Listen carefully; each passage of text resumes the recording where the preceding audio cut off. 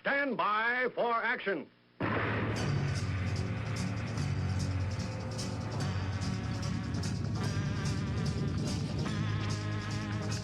Thanks for joining me. My name is Dave Milner. I am the Unpleasant Blind Guy, and I want to welcome you to part 2 of this episode of the Unpleasant Blind Guy on EDL Radio. Now remember, if you want to contact me with comments, questions, show suggestions, Awesome American suggestions, I'm available at UBG Contact on Twitter, or I can also be found as Dave Milner or Agador, that's Aggedor, on Mublet, the Tea Party Community, Spreely, Minds, MeWe, or Gab. Now let's begin. And welcome back to the English Defense League radio show with your host, Jeff Spider Mitchell. And Jeff, I have a little something for you. Hey, guys, Jeff and I...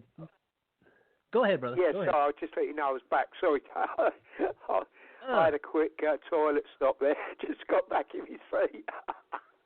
Not a problem, man. Not a problem. But, you know, guys, man does not live by issues alone in this age of podcasting. And Jeff and I have had talks about more stuff than just the issues, obviously. You know, and we were having a little discussion yesterday about this and that, you know, and I put a little something in the slides there. I don't know if Jeff noticed it, but it was right after his picture.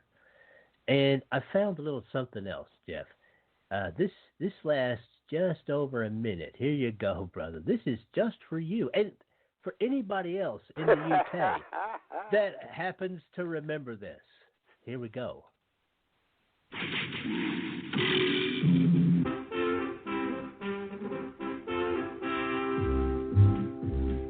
Robin Hood, riding through the glen. Robin Hood, with his band of men, feared by the bad, loved by the good. Robin Hood, Robin Hood. He called the greatest archers to a tavern on the green. They vowed to help the people of the king. They handled all the trouble on the English country scene and still found plenty of time to sing. Robin Hood, riding through the glen. Robin Hood, with his band of men, feared by the bad, loved by the good. Robin Hood, Robin Hood. And there you go, guys. That's just for you, brother. And Richard Green, that old great gentleman, played the...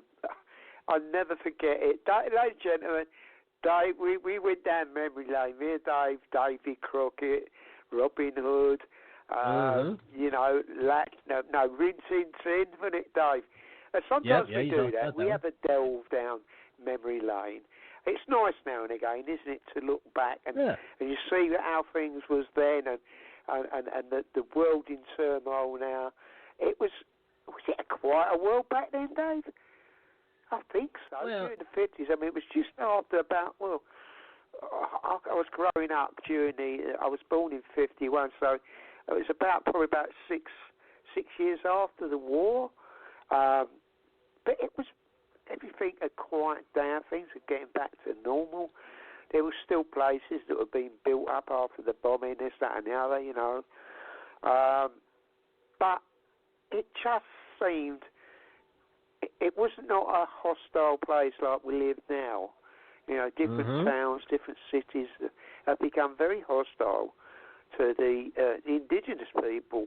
There are a lot of people, you know, what they've seen over the years, have decided that they've been intimidated and stones thrown through their windows, the tyres slashed on their cars, decide that this isn't the place that they want to spend the rest of their lives. So they move out, and then as they move out, you got another family of those that was causing all the damage moving in. Mm-hmm. That's the old idea of it. The death cult is how they do it and how they've always done it. Mm-hmm. Intimidate, threaten, even harm, and then people move out.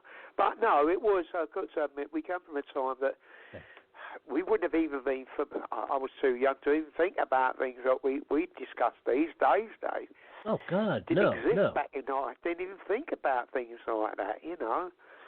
You know, when we were kids, we were running after I watched Robin Hood, I was running out and people saying, put that bloody bow and arrow down, you're going to take someone and blow your eye out. I'll tell your mum. You know what I mean? There you are. Yeah, oh, yeah, Jeff, well, we could be we kids also had back catapults. then. Back in the day, Dave, come on, mate. I know you had a catapult as well. We all had catapults. Go up the woods, we lived not too far from the woods. Go up there and pull a branch out of a tree, cut it down to that, like the X or the V-shaped thing. You know, finely whittle it, like of our little. At that time, we used to have sheath knives, so we used to do. It used to be a law. There wasn't a law against it then. There wasn't all this knifing going on back then. It was lawful to have your sheath knife, and most kids did back in them days. Oh, yeah. But there he was making our catapults. You know, donkey elastic. I used to get the donkey elastic from up Grove Park where I used to live. And then we'd make our catapults, and then we'd be out there. Oh, yeah. We had catapult guys when I ended up in hospital. I had my hip cut wide up, and nearly died, I did. Well, yeah, back in the States, we called them... I never grasped it, did I, mate? I never grasped you. You know, they said to me, what happened? I said, a tree fell out, a stone fell out of a tree. What? I said, yeah. I know where it come from. It come out of a tree. You never grasp. Well, there you go, what man. We always knew that. Never grasp. Never tell what happened. Oh, no, absolutely. And what Jeff is talking about, guys, Americans, he's talking about a slingshot, obviously. Yeah, you know, sorry. Yeah, of course, it's a slingshot. We were allowed to be kids because it was safe. It was a lot safer. You know, when you grew up in you know, I mean, about 10 or so years later, after, you know, as I was growing up in you know, the 1960s and 70s. Yeah. You know, it was definitely safer. You know, because these things just weren't happening. And now, man, you got, you know, I did a show. Oh God, what was it, like last summer, called Pedos. You actually have people now that want to make pedophilia a civil right. You know, I mean, that's how messed up things are now. You know, it's gone from a kid being able to just be a kid out there and pretty much not have a problem, to you know, and you know, what do your parents tell you? Okay, you know, I mean, be home before dark, or you know, come home when I call you. And those were pretty much the rules. It depended on, you know, where you were and like, you know, who your parents were or whatnot, you know. But a lot of times, sometimes it was, you know, when the street lights come on, you know, come home, that kind of thing. And that was basically it, man. Then, wouldn't we, Dave? We were starving. We wanted right. Well, yeah, you know, and in the States, of course, you know, when it started getting dark, you know, we wanted dinner. So yeah, I mean that was the thing. You know, but now it's just so treacherous for kids and for everybody that really isn't a Muslim, and you have governments out there that are backing the Mohammedans. It really has turned into the dystopian Orwellian world, Jeff, that you talk about all the time. But brother, it's true. There are a lot of people saying that expression nowadays. They also say it's a Cromwellian time as well. I've heard that so many times as well. Well, since we can only hope, Jeff. I started speaking about it, because that's what I feel. Everybody seems to be on that, you know, speaking about that, Dave. And Orwellian, which I've said for ages. But, no, I mean to say, the thing about it is, Dave, okay, well, we can look back. And back in the day, because you didn't hear so much of what was going on, paedophilia, I didn't even know what paedophilia meant until later on in life. You know what I mean? Well, we knew there were weirdos, there was some horrible people out there, but we didn't. There wasn't a name. They didn't call them a name back then. No. And of course, this all of a sudden stemmed from someone using the word paedophilia, and before you know it took off and it took another meaning. But but as I look and I realise that, you know, Dave, a lot of this dark shit was going on. Excuse my language, ladies and gentlemen. A lot of this crap was going on, but undetected, under the radar. There were still children going missing, but this was more dark. This is what I've always said. You know, this is very sinister and very dark. But now, where they're so brazen, and I mean them all, government officials, etc., covering up for each other, being reports, papers gone missing. We know what it's all about. We know what you're doing. We're not stupid, except you think you can be more brazen now. You've got ministers saying, why don't they lower the consensual age down to, say, 12 or even 11? And I think we've got a few people in here in the States that want to do that. And it just look like everybody in the government wants it, so you can fiddle around with little kids. You disgusting, perverted, warped. You've got no place in humanity. People who had these thoughts and would want to lower things like that to make it easier for those paedophiles in government so they don't get prosecuted for underage. That's what you wanted to do, wouldn't you? Keep yourself safe, keep yourself out of harm's way while you're still having kids, still doing all your disgusting things like you've done for many years. We know Edward Heath, our Prime Minister, how he used to love to have children on his yacht and take them to special little islands and molest and kill them. We know that. We all know it. It's just now it's really out there. It's prominent. Because the geezer's been dead, so's that Cyril Smith, and it all comes to the surface. People have been talking about it for years. But they never said it when they were alive. That's the disgusting thing about it, Dave. At least they'd serve some really hard time if they wanted to prosecute them. Because probably the ones that's prosecuted were doing the same themselves, Dave. That's how warped and I'm sorry, Dave. It just, mate, it boils my pee. And it does me too, Jeff. Now, you know, this is the weird thing. This is why I think God has a hand in what we're doing here, brother. Honestly, the only reason I played that Robin Hood thing for you was just for a bit of fun, as I said. But you know what? It show, you know, that show was on in the UK from 1955 to 1960. All right. And I did say that we were going to say that it was predicted that things were going to get this bad, and it was predicted pretty well. And I've got an audio for that. If you want, I can play it as you call back in. And guys, this is from Paul Watson. I've still got a little bit of time. I've got about 5 minutes, so. I'll take it at the time, 9:25. Okay. Not a problem. 9:25 my time. Okay, not a problem, man. I'll go ahead and play the audio then. It's just under 8 minutes long. This is from Paul Watson. And, I'll call in then. I'll call in once. I'll do it now. I'll call in, and because that's what makes it a lot easier, doesn't it? Sort of thing. Okay, Dave. Cool. You continue, brother. All right. Will do. Now, guys, this is from, you bet, brother. Now, this is from Paul Watson. This here, first of all, do go and support Paul Watson at Summit News and, that kind of thing. But this is very fascinating because this stuff was predicted. People knew this stuff was going to happen.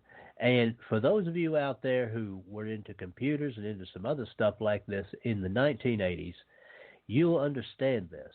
And for everybody else, your minds will be a bit blown. Because, again, this was predicted. Okay? Now, I'm going to play this. You are now listening to the English Defense League radio show. Here you go. This is Paul Watson. Cyberpunk 2020 was a 1988 tabletop role-playing game, the second version of which was set in a fictional 2020. The game takes place in a dystopian future where multiculturalism has failed and America is, quote, divided by class, race, and economics. The main themes of the game pertain to futuristic transport, weaponry, and transhumanism. But it's the cultural and sociological tropes featured in the game that make some of its predictions eerily prescient. Again, to emphasize, this RPG was originally created 30 years ago, and in an updated 1994 rulebook, we find this stunningly pinpoint prophecy about life in 2020. Diversity and unity. It is now accepted among historical scholars that in the decades before the collapse, America suffered from the sickness of racism and cultural identity. Everyone wanted to be seen as special. Every group had to be equal to or preferably better than its neighbors and fought to protect its special rights. If anyone had something that someone else wanted, they were painted as racist, sexist, elitist, or worse. This divisive me-first attitude eventually tore the fabric of American culture apart and caused it to self-destruct in a fireball of competing ideologies, none of which truly recognized each other's validity. Diversity led inexorably to anarchy. Wow, I guess the designers of Cyberpunk 2020 must have been racists. Yeah, actually it was created by this base black dude. But anyone who has followed modernity's obsession with identity politics and the sanctification of victimhood as a form of special status exploited to impose political and cultural hegemony. That's a creepily prophetic observation given that it was made nearly 3 decades ago. But that wasn't the only prediction that Cyberpunk 2020 got bang on the money. The game's 1988 rulebook predicted, quote, a Great Britain swamped by mass immigration, leading to streets almost explosively as dangerous as the United States. That kind of rings a bell. A wave of stabbings have given London a higher murder rate than New York City. Every 14 minutes, there's a knife crime across England and Wales. Knife crime is at a near record high, with more than 40 blade offences every day in London. If your child is involved in a gang and there's nowhere for him to hide, you take him back to Africa. You know, it's safer there than it is in London. When you're a parent sending your child back, it's a risk you're taking, but unfortunately some parents feel like it's also a risk leaving their kids in the streets of London. Diversity is a strength. The game also predicted the rise of the, quote, me-first worldview, which is now exemplified by exploding narcissism driven by social media addiction. The RPG also foresaw a future in which, quote, entertainment has become generic and a conglomeration of TV networks emerged to deliver hundreds of channels that produce a product which is, quote, bland, mindless, and caters to the lowest possible denominator. That kind of rings a bell too, in a successful attempt to distract the population from the dystopia that surrounds them. In the game, the so-called media nets ensure that every apartment has access to this idiocracy-style mass entertainment. The game also predicted the decline of traditional media platforms, with old-fashioned newspapers and print magazines fading into oblivion. The original Cyberpunk game was inspired by a 1986 sci-fi novel called Hardwired. In Hardwired, and by extension Cyberpunk, ruthless corporations have created vast monopolies, have amassed more power than countries, and everyone is completely dependent on them. According to Cyberpunk's 1988 rulebook, in 2020, quote, dissenting opinions and independent productions are usually buried under an avalanche of media hype, or worse, co-opted or destroyed by the vicious competitive practices of the major media corps. That definitely reminds me of something, just can't quite put my finger on it. Imagine this for a second. One man with total control of billions of people's stolen data, all their secrets, their lives, their futures. I owe it all to Spectre. Spectre showed me that whoever controls the data controls the future. But at least it's not that bad yet, right? We can still express dissenting opinions without being silenced by megacorps. At least when someone tried to post about Cyberpunk 2020 on Reddit under the title, in the original Cyberpunk 2020 rulebook, diversity was the downfall of America. The post wasn't immediately removed, right? Oh. It was immediately removed. A big Cyberpunk 2020 theme is augmentation of the body with cyber technology, which in turn causes an ensuing loss of humanity as the characters become more synthetic, which was another adept example of prescient social commentary on our increasing addiction to smartphones and the wider body modification transhumanist movement. The Stockholm subway system also has plans to modify their turnstiles so they can be opened with implanted chips. Over 3,500 Swedes now have microchips under their skin. You got the chip? According to the 1988 rulebook, quote, as each new technological enhancement slammed into place, a sort of cultural techno-shock set in. In a 2006 update to the game called Cyberpunk 23X, corruption of the internet has made, quote, all data intangible and recent recorded history is in doubt.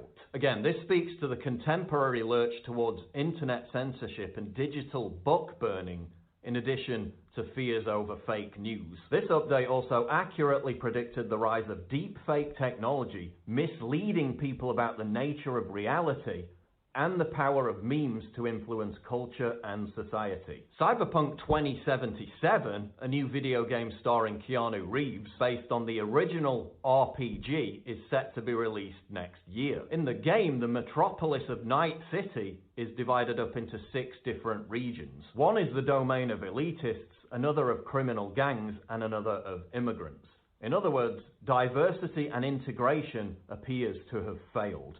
Segregation is a way of life. And nearly a year before the game is even released, we're already seeing a progressive backlash to Cyberpunk 2077. In this tweet, a leftist expresses his outrage at a certain level of disgust expressed by characters in the game to the sight of a heavily technologically augmented naked woman in a bathtub. Although the objective in the game is to rescue the woman, she is seen as profane, unclean, and not fully human because she is, quote, augmented too much. Given the hostile takeover of the video game industry by the cult of wokeness, as illustrated by the Gamergate controversy, if Cyberpunk 2077 remains true to the dystopian world depicted by its original creators, expect the cultural thought police to react to it with some decidedly frosty reviews.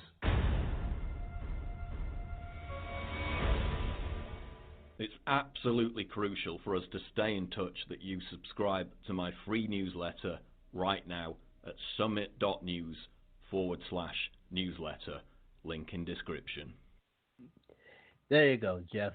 And listeners, that's it, guys.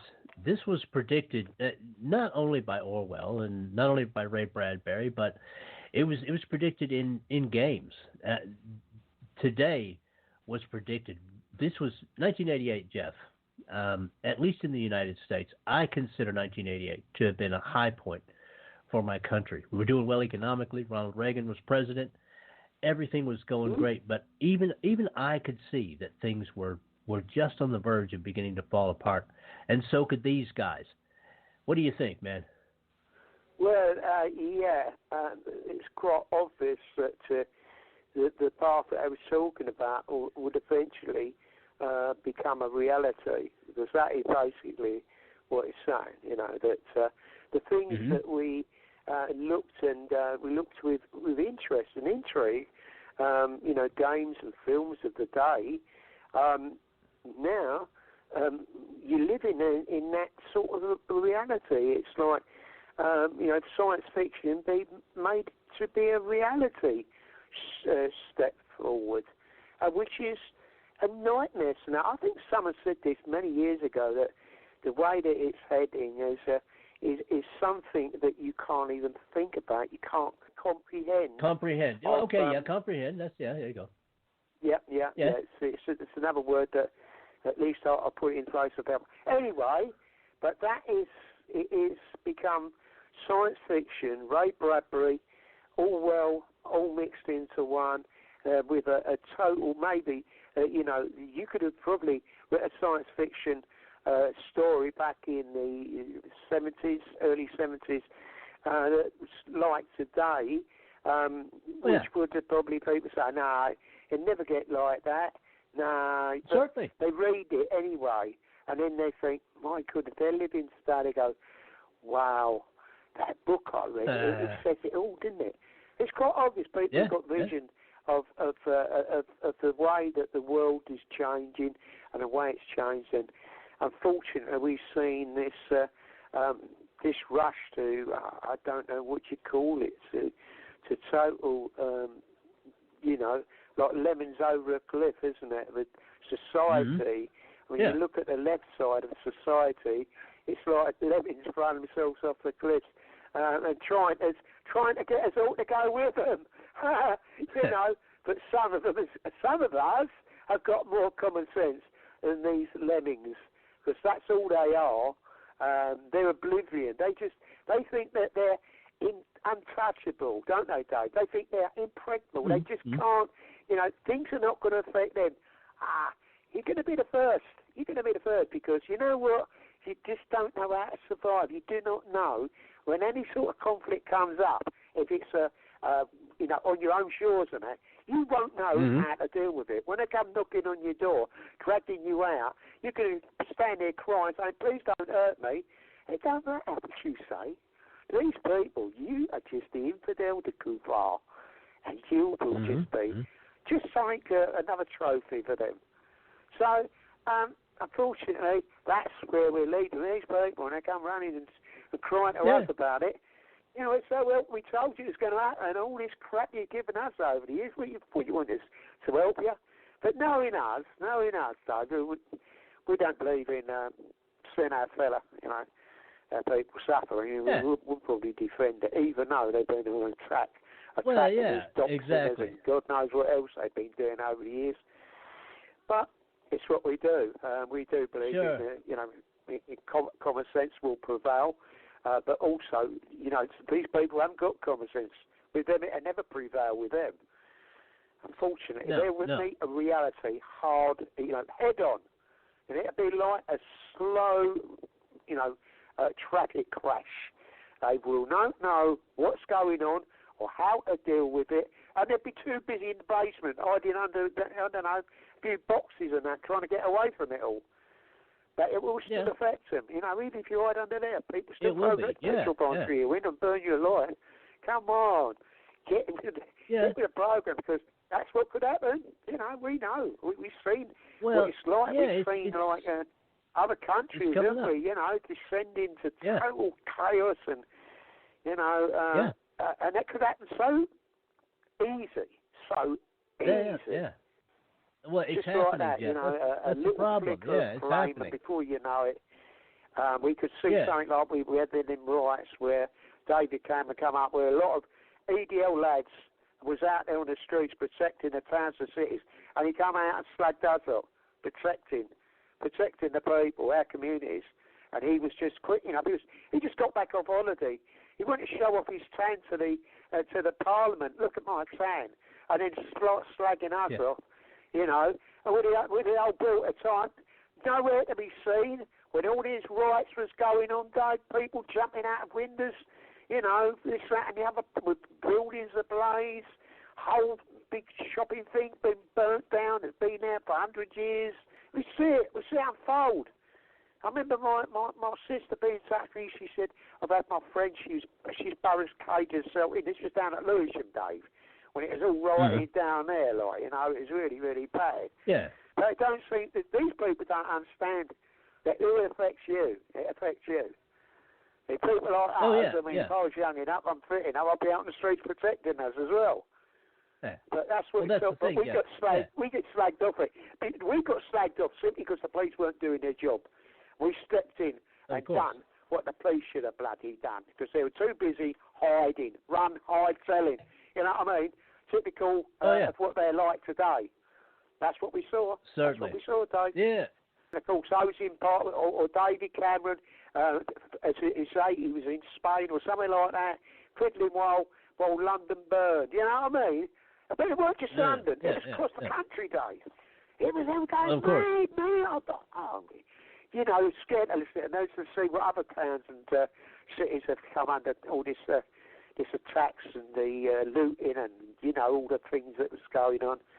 But when you live through a time like, I remember the Brixton riots as well. I remember that. I remember even the old bills involved going and looting. Yeah, they got caught. Look, the police got caught looting. it just goes to show you when the mob Amazing. takes over, you know, look, when criminals are breaking There you down, are. you know, those that are supposed to protect law and order think, I'm going to make a few bob out of this. You know, there's so much corruption out there, though. But Well, sorry, mate, yeah, I've Jeff. gone I on mean, one a little they've got bit, they've got a police car, so why not fill it up with stuff from the shops, man? I mean, come on, you know, you got to be practical about this. No, I mean, not, you know, what you're talking about is. And that is it for this time. Next time, part 3. I appreciate each and every one of you. Thank you for listening, and may your God go with you. Goodbye. The Unpleasant Blind Guy is copyright 2019. Anno Domini.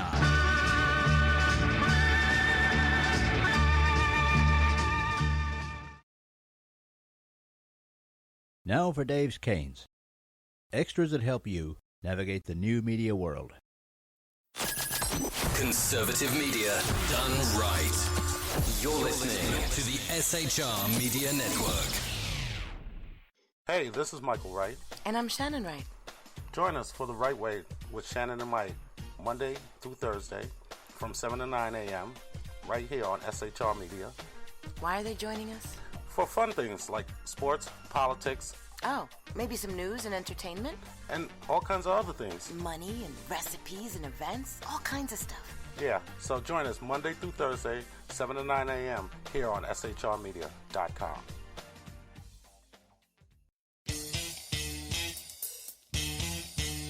From a public locker inside a dilapidated Long Island rail station comes a show designed to piss off liberals using truth, facts, and ridicule.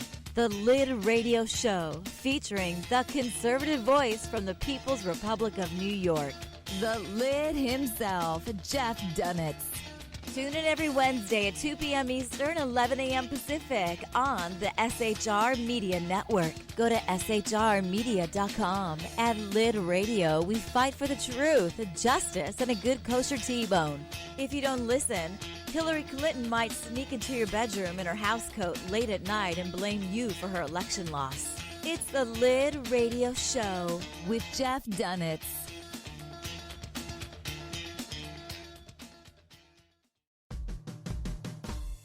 It's your business diva here, Melanie Collette. I am inviting you to a front row seat as I discuss some of the most intriguing details of wealth and finance with today's movers and shakers in the world of business. Listen in and discover financial truths on a global, domestic, and household scale. Uncover topics that will impact your wallet today and in the future. Money Talk with Melanie airs Monday through Friday, 5 p.m. East, 2 p.m. West, right here on SHR Media and High Plains Pundit Talk Radio. You can't afford to miss it.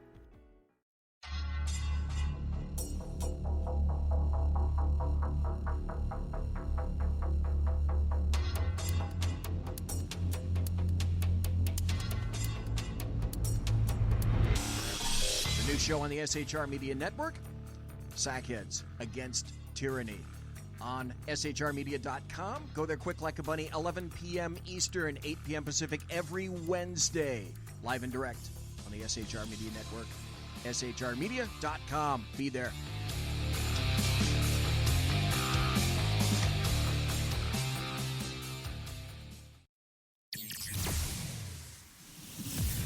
Broadcasting behind enemy lines in occupied California, a mere 2 miles from the state capitol, the bloviating Zeppelin's Berserk Bobcat Saloon Radio Show can be heard every Tuesday and Thursday night at 8 p.m. Pacific and 11 p.m. Eastern, only on the SHR Media Network. Go to shrmedia.com to listen. You can also watch on the SHR Media Facebook page and the SHR Media YouTube channel. No goldfish were abused in the making of this ad.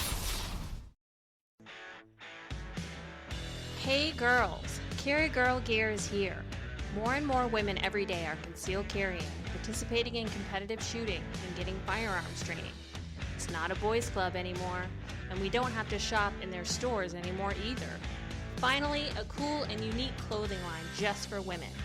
Dope tees and hats for the patriotic concealed carry and 2A girl. So what are you waiting for? Go check out carrygirlgear.com today. Conservative media done right. You're listening to the SHR Media Network.